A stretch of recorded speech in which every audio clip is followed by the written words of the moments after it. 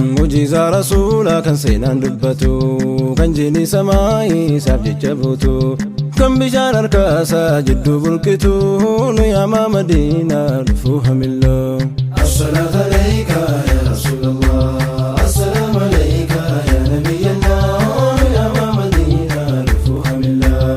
Bishaan quba isaanii jidduu dhangalahee sahaaba namni dhibbaa sadii wal gahee ayyo songa fasa wajjiniin tahee nu yaamaa Madiinaa dhufuu hamilloo. As-salaatu alayka ya Rasuulallah, as-salaamu alayka ya Nabiyyallah, nu yaamaa Madiinaa dhufuu hamilloo. Gaaf tokkotu deeman naannuma Makkaa yaame isaaniin jedhee muyniniif dhakaa yaa Rasuulallahi salaamu alayka nu yaamaa Madiinaa dhufuu hamilloo.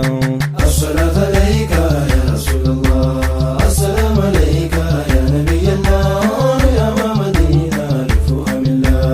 Innoo haalli isaanii nama dinqisiisa yeroo isaan deemaanu aduu guyyaa keessa duumessatu dhufe isaaniif gaaddisa nu yaamaa Madiinaa dhufuu hamilloo.